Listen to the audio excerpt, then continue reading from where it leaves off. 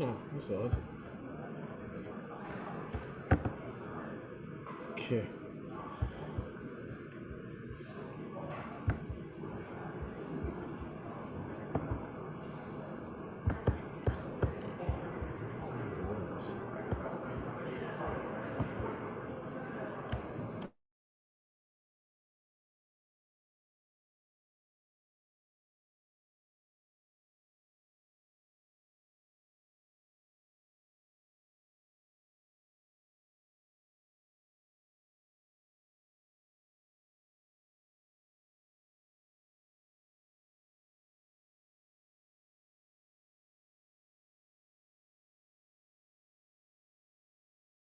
Let's get rid of that.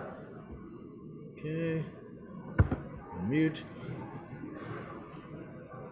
Okay, can you hear me back there? Maybe not. Let's turn this on.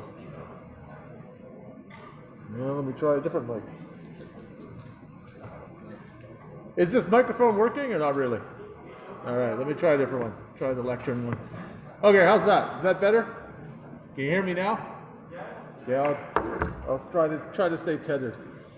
Okay, it's a day of many computer issues.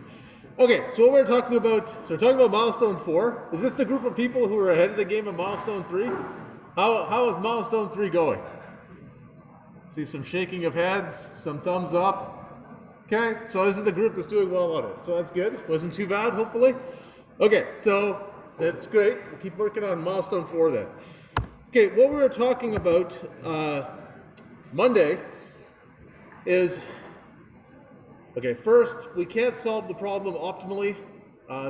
Traveling salesman, there's too many combinations, and Dijkstra's algorithm has this nice property. So pathfinding has this nice property of if you find a sub-solution, you found a good path to a certain node, you can use that sub-solution to find an optimal, bigger solution. Okay, so Dijkstra's algorithm is an example of an algorithm that's called a class of dynamic programming algorithms. You basically find sub-solutions, keep combining them, so you kind of find the optimal paths to the nodes near you, and then gradually from there you can find optimal paths to nodes that are reachable from them, and so on. Okay, can you hear or not? Okay, sorry, let me turn this up a bit more. Is that better? Okay, so we can find optimal algorithms for shortest path at a reasonable runtime. Traveling salesman, no. Okay, so we came up with an algorithm that was order n squared, where n was the number of intersections that we have deliveries at, and that's not too bad. But even for n squared, where n is like 100 or so, if every decision we made about which intersection do we go to next, what delivery or what pickup or drop off do we do next, if for every single one of those we invoked a pathfinding algorithm to try to decide if this is a good idea or not, that was still too slow, okay? So, but what we did find is, okay, if we just use geometric distance, that's much faster, and the time to do that for even an n squared algorithm with 100 or so deliveries was okay, right? So we could use geometric distance to predict what our travel time would be. Things that are closer have lower travel time, things that are farther have a bigger travel time. Figure out our delivery order, and then at the very end we'll use our find path to just connect everything up, and that would work, okay? So this is a reasonable solution, but we are going to lose some quality by doing this. The reason we're going to lose some quality is our travel time estimate's not perfectly accurate, so we're sometimes going to order deliveries in a way that isn't as good as we think it is. So here's an example. We've got two things to do, maybe 2 packages to pick up that are physically very close. So our algorithm might say, oh, definitely do one of those, then do the next one. If we're using geometric distance to estimate travel time, but the 401 is in the way. Okay, so we're going to estimate that these are really close together. We should definitely pick up one then the other. But the real time is actually, you have to go all the way around here through an underpass, back around and there. So the real time is much higher. Does that matter? It matters if we had another option when we were here to go over this way. You know, maybe there was another pickup here, and maybe that's what we should really do. We should go pick that up and then go this way to get that. Okay, that might have been a better choice. But when we're just looking at geometric distance, we say, oh, this is easy, let's go there, and then we'll figure out what to do after that. Okay, so not the end of the world, but we will lose some quality.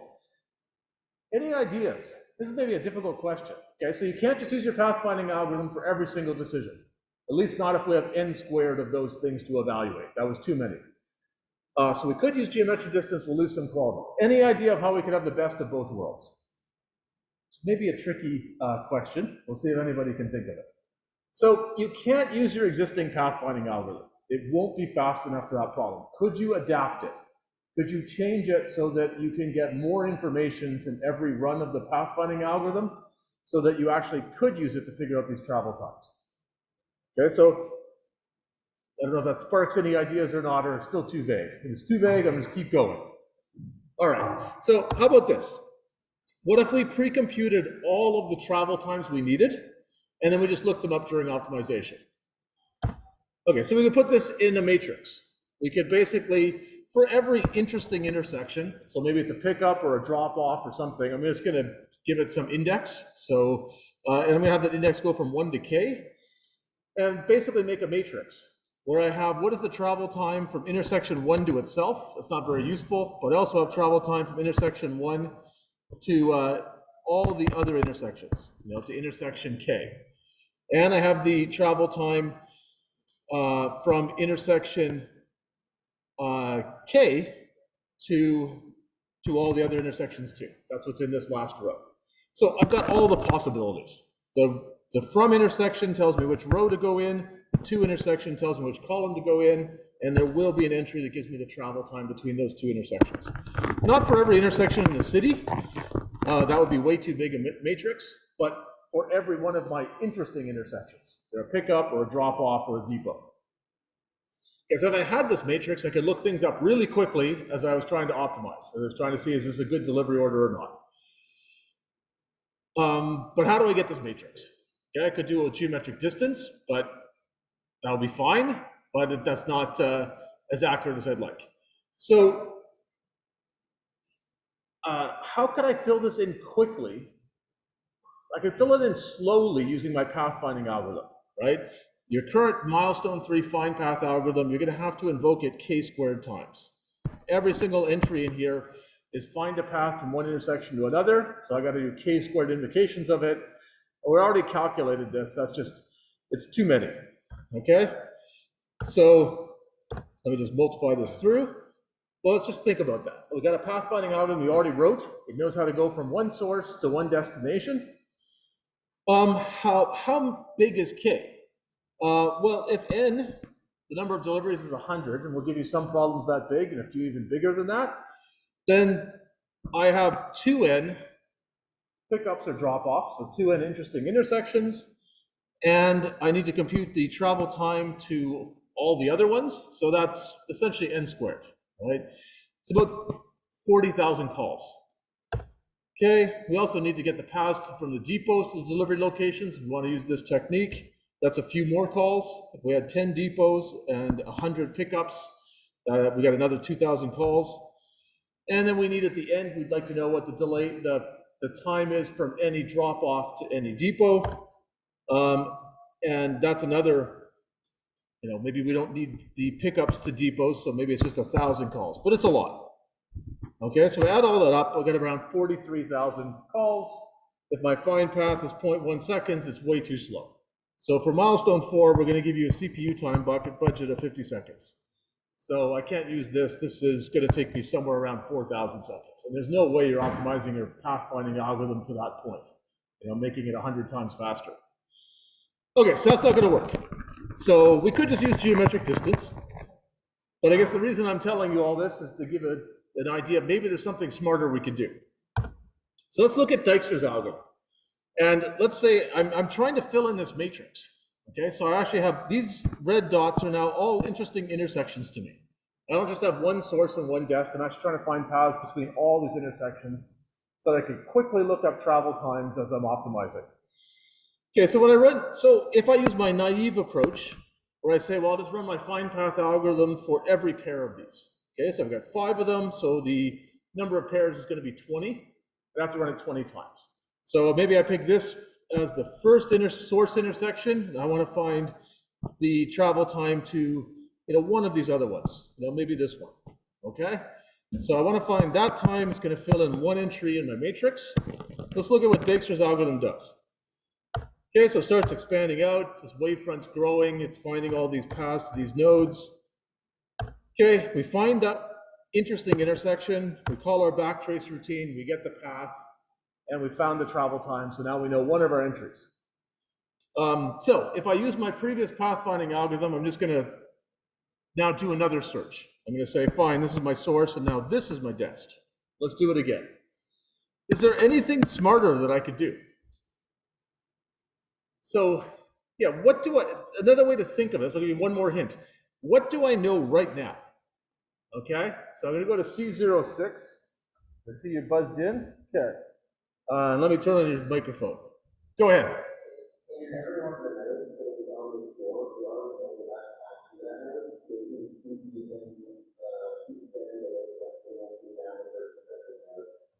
Right, so we know actually a lot more than just the best travel time and the best path to this one node from this one.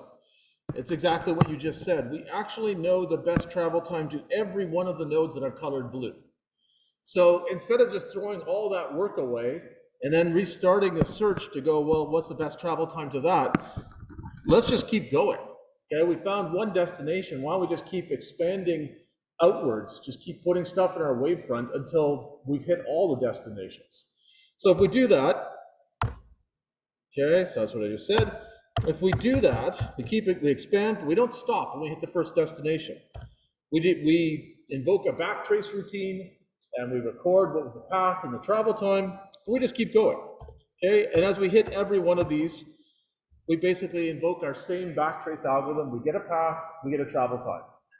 Or we can just explore everywhere, and then once we've explored every node in the city, we can invoke the backtrace algorithm multiple times. It doesn't really matter, right? So you can code it however you want. So yeah, with one invocation of a slightly different Dijkstra's algorithm, so I have to change the code a little bit, but not a lot, I can find the minimum travel time to all of these other intersections. So let's see if that helps. So this has a name. So what you did in milestone 3 is called single source, single destination pathfinding. This is single source to all destinations pathfinding, okay? So let's figure out how many times we have to invoke this new algorithm. And it's not much different in code, okay? So you can choose to write this algorithm or not. You could use geometric distance, that's fine, but you lose a little bit of quality. You choose to write this algorithm, you get a little bit better quality. And it's not much additional code.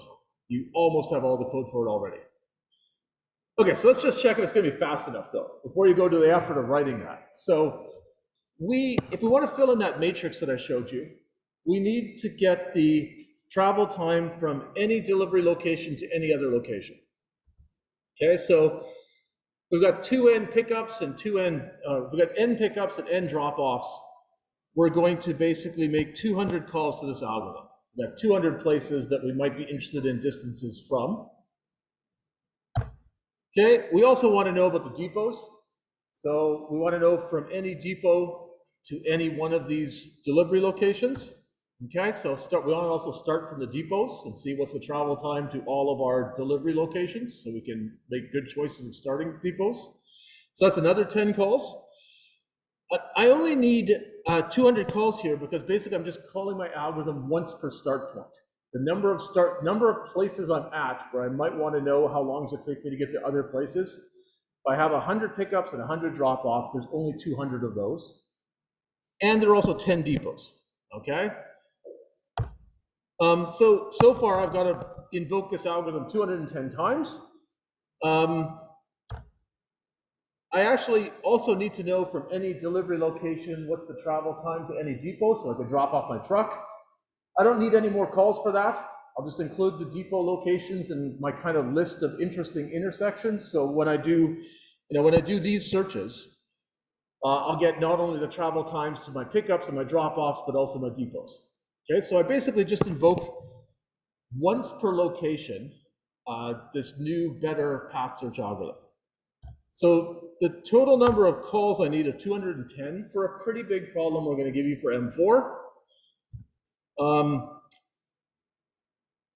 So I don't know if anyone's heard of this. You can reduce this slightly. It may not be worth your effort to reduce it, but you can actually do this with even fewer calls. I don't know if anybody knows how you can do this or not. So you don't have to do this, but it's just like a little brain teaser. Could you do this in less than 210 calls? So I'm going to go to C07 this time.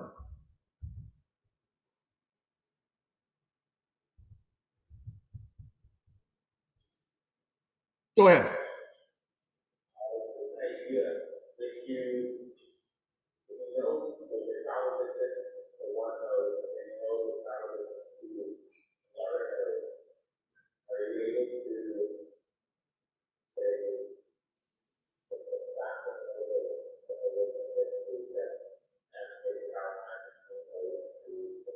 Okay, are you able? Not necessarily, because that would give you the best path that goes through that node. So I think you're saying if you know the distance from, you know the travel time from A to B, and you know the travel time from B to C, does that give you the travel time from A to C? Gives you a lower, it gives you a bound, gives you an upper bound on it, but there might be a better travel path that doesn't go through B. Does that make sense? So, okay. So any other thoughts? Yeah, so I'm going to go to C06. You're on the air.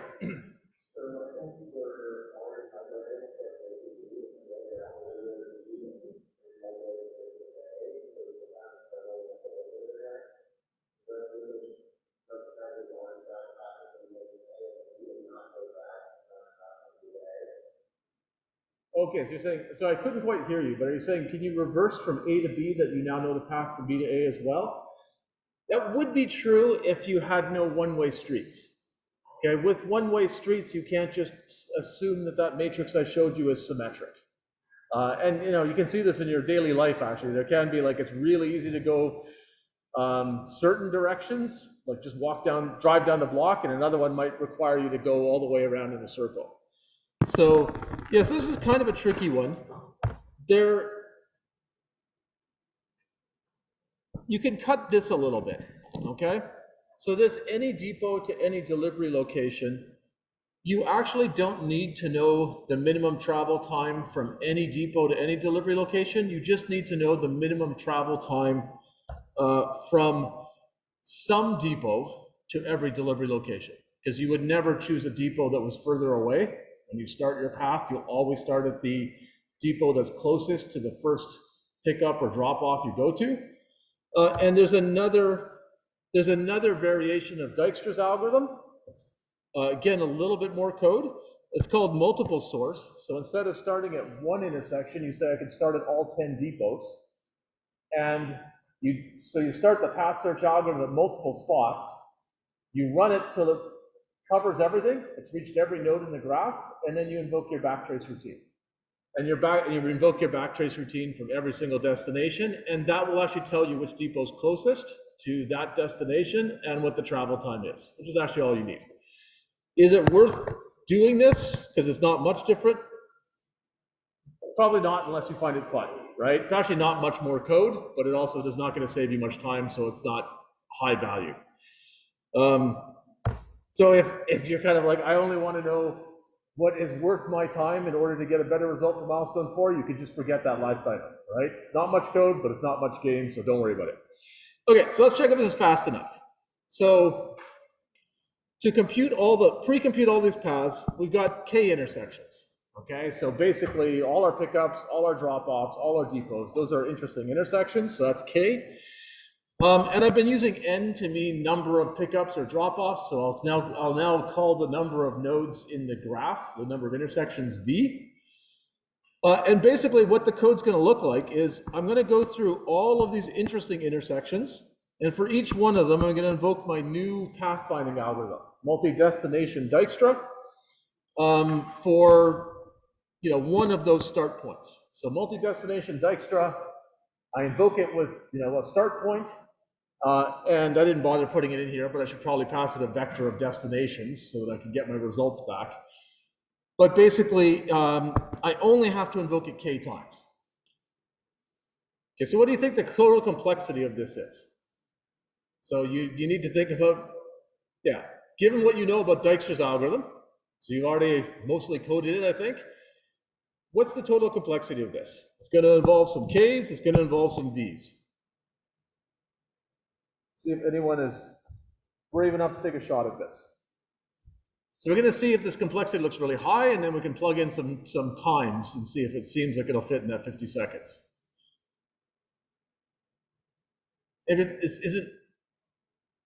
If you remember the complexity of Dijkstra's, this is not that hard. If you don't remember the complexity of Dijkstra's, then you have to think about it. So anybody want to take a shot at it? If not, I'll take a shot at it. Okay, so we're going to go through this loop k times. So that's a sign we're going to have a k. That's just every interesting intersection as a start point. So all we need to figure out is what is the complexity of this multi-destination Dijkstra. Well, Dijkstra's algorithm can go through the whole graph. And when you're using multi-destination Dijkstra, like, we're going to maybe a couple hundred intersections, we're going to cover the whole graph. Like, we're not going to end early, we're not going to hit the destination early, we've got to hit all 200 of them, so we're going to go through basically the whole graph. Dijkstra's algorithm only looks at a node once, okay, because of the way we've sorted the wavefront. The first time it gets to a node and pulls it off the wavefront, it's actually the best time. So we're going to put all of our intersections, v of them, in the wavefront, and we're going to pull them all off the wavefront. The effort to put them in the wavefront is logarithmic, okay, in the number of things in the wavefront, and it can't be any more than the number of intersections. In practice, there'll be somewhat less, but we don't really care. So it's going to be log v to put things in, log v to take things out, and the number of things we're going to put in or take out is order v. So you put that together, it's going to be v log v per search, which is the same as Dijkstra's algorithm. It can be a little slower by a constant factor, because basically it's not going to end early. It's going to pretty much explore everything, whereas Dijkstra's at the intersection, the start and the end are close together. You may find the destination before you explore the whole graph. This time we're going to explore basically the whole graph. And we're going to do that for every start point. So we got k interesting intersections, so k v log v. Okay, so we already said Dijkstra's algorithm took us about 0.1 seconds. Well, our find path took about 0.1 seconds. Let's assume that's still true for this multi-destination Dijkstra. Maybe it's slightly more than 0.1, but we'll ignore that. For the size of problems we're giving you, we've got about 100 deliveries, so k is about 200. I ignored the depot, but doesn't matter. I get around 20 seconds, and we give you 50. Okay, so again, our time budget is 50 seconds. So you can do this. As long as your Dijkstra's algorithm is kind of moderately well-coded, it doesn't have to be really well-coded, it'll work. Okay, it won't chew up your whole time budget. It will chew up a significant fraction of it. So it's probably going to take you 30 or approximately 30, maybe 40 seconds for the biggest problems if you want to do this multi-destination Dijkstra. But it's generally a good idea because now you've got better information for all the rest of your algorithm. Okay, so any questions on that? So you don't have to do that. Right? If you want to keep it simple, you can just use geometric distance, and you don't ever have to write that. You want to get a bit better answer, you can take your Dijkstra's algorithm and make a version of it that is multi-destination, which isn't that hard, and build that matrix so you get better travel times. So yeah, let me go to C07.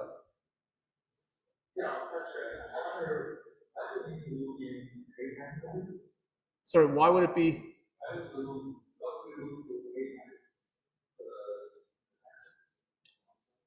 Let's see, why would we loop through k times?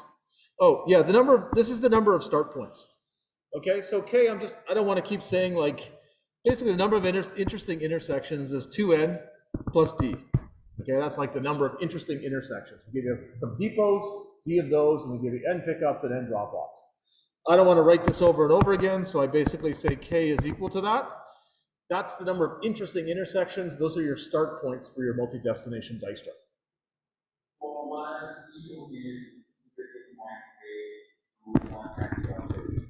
Yeah, each of them you're going to do one multi-destination Dijkstra from it. It's going to get you all the travel times to all these interesting intersections, k of them in one shot, but you still have to invoke it for every start point. So you're going to invoke it k times. So that's where we get this. We're going to invoke the algorithm k times. Each invocation is going to be v log v. And that's hard to turn into CPU time, but I know how fast these path search algorithms are on these cities, so I know that that turns into around 0.1 seconds. So we actually set the size of the problem so that you can do this. Like we check it. Does that make sense? Because we don't want people to go off and, okay, I write my better pathfinding algorithm and it turns out the CPU time budget is too tight, I can never use it. As long as your multi-destination Dijkstra is reasonably coded, it'll be fine. Does that make sense? Okay. Okay, that was all about getting better information to make decisions. And you can use that in the greedy algorithm that we talked about on Monday. But we can do other algorithms too. So a second heuristic we can use to improve the delivery order is called multi-start. Okay, so we give you 50 seconds. If you don't use all 50 seconds, you don't have to. So if your greedy algorithm is pretty fast, then you might be done pretty quickly, and you still got lots of CPU time left. So you want to turn that, if you can, into increased quality. Because for milestone 4, we measure your solution by what is the travel time you return, as long as you return it in less than 50 seconds. So you don't get any credit for being done in 2 seconds or 1 second or whatever. We don't care, right? You can take 1 second, you can take 49 seconds. We only care how good is your travel time. So if you're done in 1 second, you might say, well, what could I do with the other 49 seconds to try to get a better travel time? And you have to put a cost on your own coding time, right? You might say, well, I could write entirely different algorithms, but that might take a long time. You don't have time to do it. So what could you do quickly to try to turn that CPU time into some quality? So one of the things you can do is you can just run your same algorithm over and over again. It's already coded, you got CPU time, just run it again. Now, if you run it again without changing anything, programs are deterministic, it will just give you the same answer. So that's not useful. But if you change something, your same algorithm will give you a different answer. And you can just see, was that different answer better than the one I had before? If it is, just replace it. Let's take the new one. This is a general technique that people use in all sorts of algorithms. It's called multi-start. So I got a pretty good algorithm, but it's not perfect. I'll just start it with a whole bunch of I'll change something, and I'll restart it, and I'll see if I get a better answer. If I've got enough CPU time to do it, I'll just do that. Okay? So we could take a greedy algorithm, which we came up with last lecture, and basically start it multiple times. So we need to change something. So what can we change? Any ideas? You basically change anything for multi-start. Like generally algorithms, you tweak something, it'll come up with a different answer, and you're solving difficult problems. So any ideas of something that you might change, you might tweak? What do you think? There must be something you can think of. So the greedy algorithm we wrote last week, the better one was, okay, look at all the depots, find the minimum travel time to any pickup, pick that depot, go to that pickup, and then once you're there, look at the next legal thing you could do, maybe a pickup, maybe a drop-off, whichever one's closest, go there. And just keep doing that till you're done. Okay, so that works fine. I want to use that same algorithm. I don't want to write much code. If I run that over and over again, I'm just going to get the same answer. So I don't want that. I want to get a different answer. So what can I do to try to get a different answer? There's no one answer. There's no one right answer to this. You're just trying to perturb it. And again, you don't want to write much code. So you don't want to come up with like some complicated thing that's going to get a different answer. You want something really simple. So any ideas? I have ideas, so don't worry. I'm going to go on in the slide and show you them. So, all right. So one idea, I'll give you a last second. If you've got an idea, you can buzz in. Nobody's got any ideas on how to change this. So I get to start at a different depot. So right now I said I'll start at whatever depot is closest to some pickup. I can just say, well, fine, I'll start at the second closest depot. Or maybe I'll start at a different one completely randomly. And if I do that, the whole sequence of what I do is going to tend to be different. And it may be better because there are so many decisions I'm making one after another. If I have 100 pickups and 100 drop-offs to make, that starting at the depot that's closest to some pickup, I don't know if that's the best idea or not. Seems kind of reasonable, but there'll be lots of times when it's not the best answer. Okay?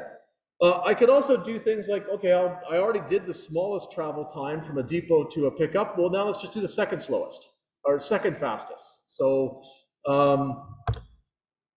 I could, when I'm going through and picking where do I go next, right now, the algorithm we wrote Monday always picked what is the thing closest to me in travel time that is legal.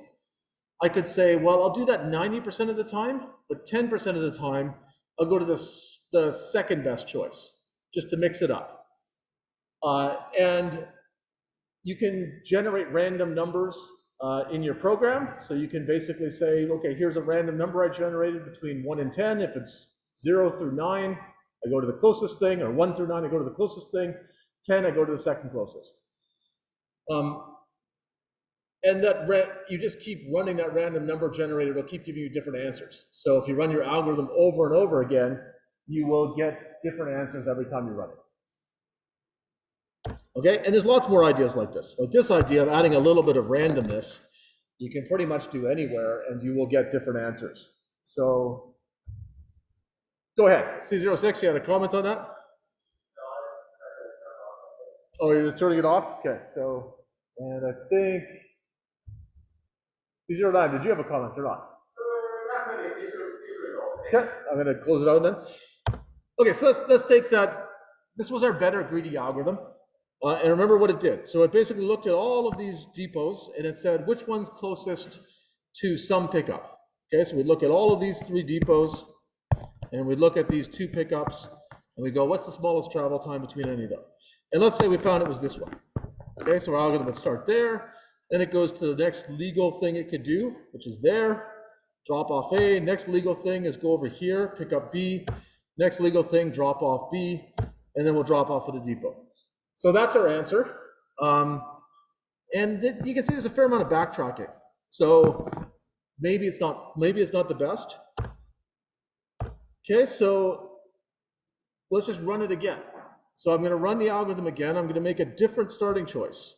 So I'm going to start on the second best, the depot that's the second closest to some pickup, which is this one. Okay, by starting there, my decisions are different.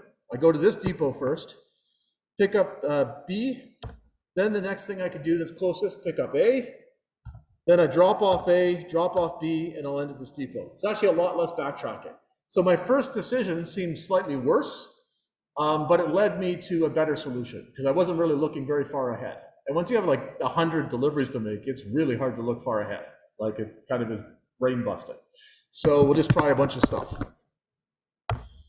Okay, so I just compare this to my previous answer. It looks better, I replace it. That's what I'm going to return. Does it make sense? Any questions on that?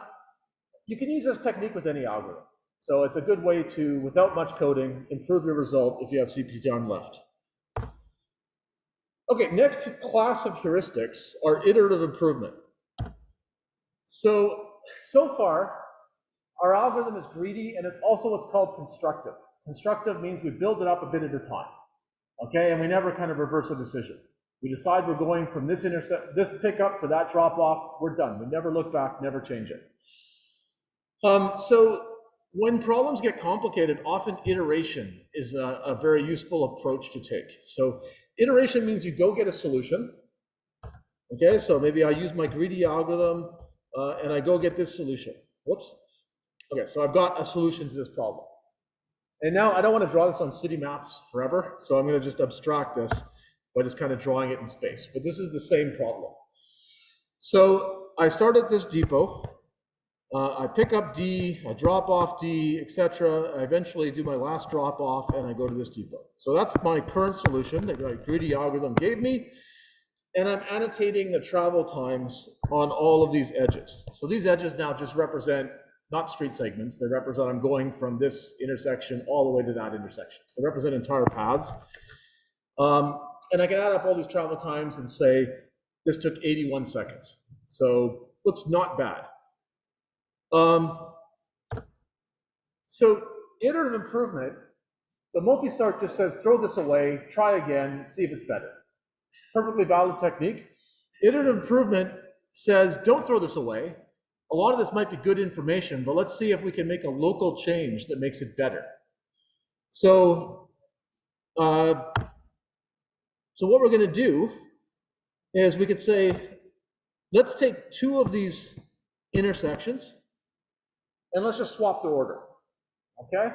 So we're going to keep most of the solution because hopefully it's pretty good, but we'll try one change. So we're going to swap these two intersections. If we do that, we need to recompute travel times. So maybe we do that geometrically. Maybe we did the more fancy matrix, preloading. But either way, we get our new travel time. Okay? Well, actually, first we have to check if it's legal. And in this case, the way I swapped it, it is legal. Okay? So I used to drop off, go back here.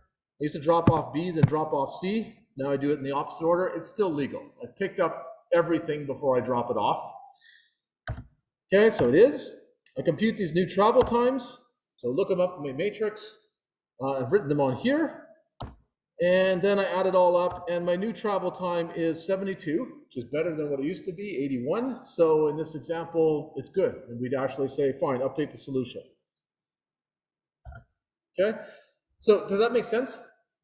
This is a fairly small solution, but you can imagine, again, if I had like a couple hundred deliveries, there's a lot of information in that. I might be able to just tweak things and make it noticeably better. So the basic procedure is make some local change, reevaluate travel time. If your code to reevaluate travel time is fast, you can do more perturbations. And therefore, you've got more chance of finding something useful.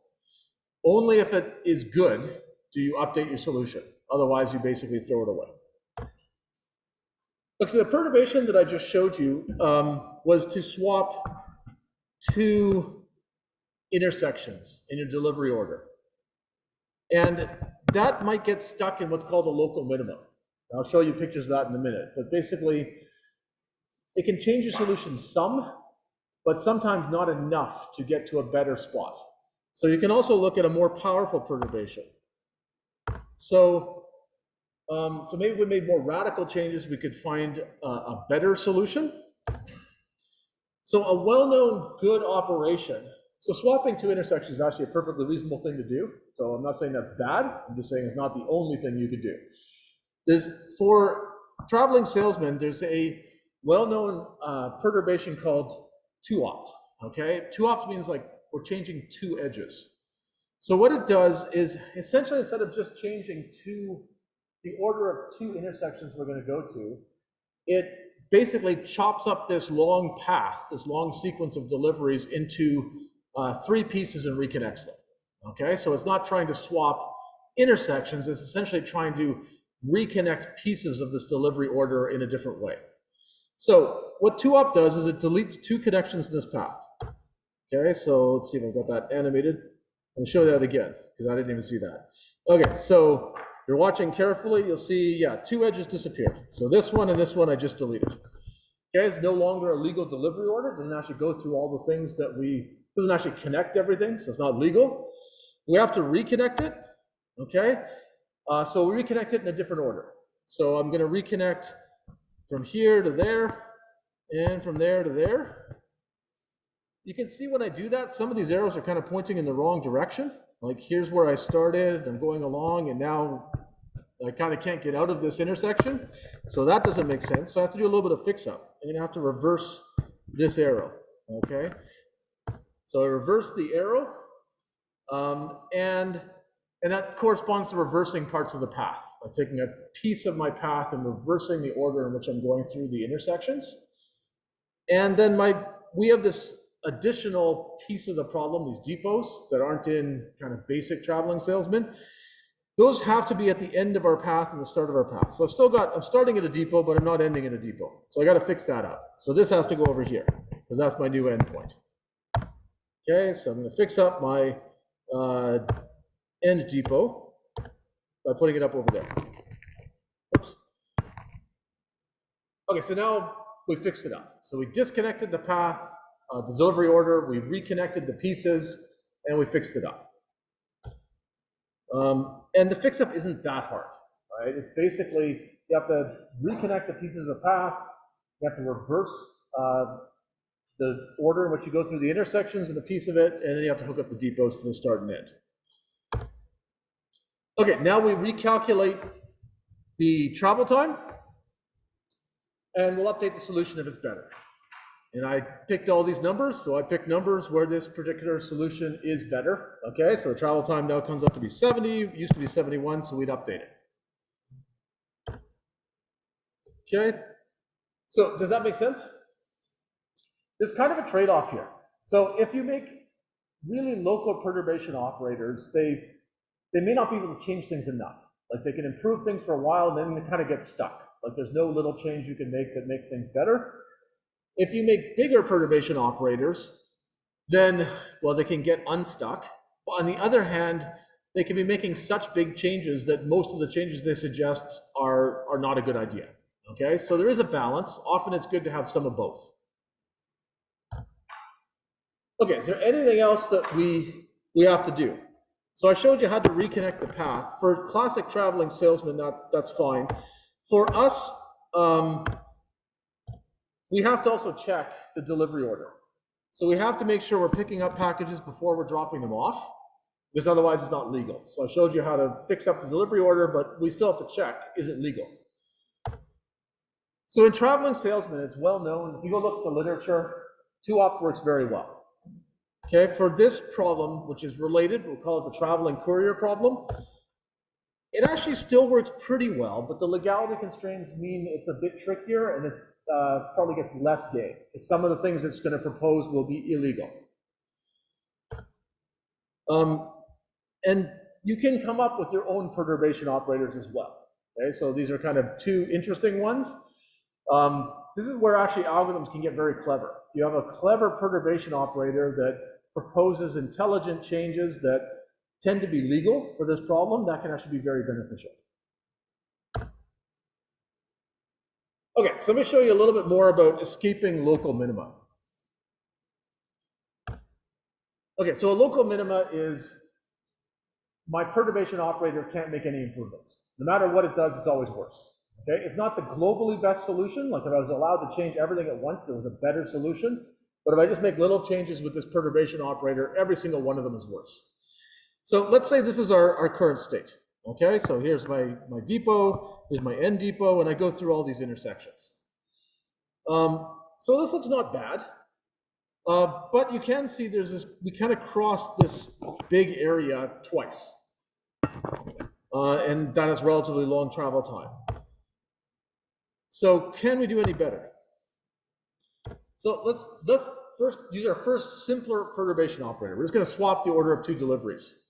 So maybe I'm going to swap the order of this one and this one, which means I disconnect part of my path and I have to reconnect it in a different order. So I used to go, let me show that again. Okay, I used to go from this intersection to this intersection, and now I'm not going to do that. I'm going to go from this intersection, over here, and then I'm going to come back because I swapped those 2 intersections. Is this better or worse? This is an easy question. Is that a good change or a bad change? Right, so this is a bad change. Okay, so we're going to evaluate travel time. It's longer because we're going further. We're going to reject this. We're going to say, no, not a good idea.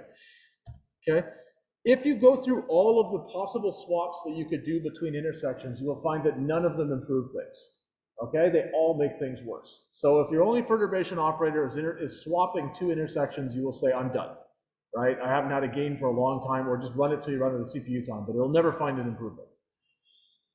Okay, so maybe that means there just is no improvement. What do you think? Can you improve this? Like as a human, can you look at this and say, let's forget about pickups and drop-offs. Let's just say you have to go through all these intersections. Could you do it in a better order? Yeah, so C07, you're saying you could. So what would be better?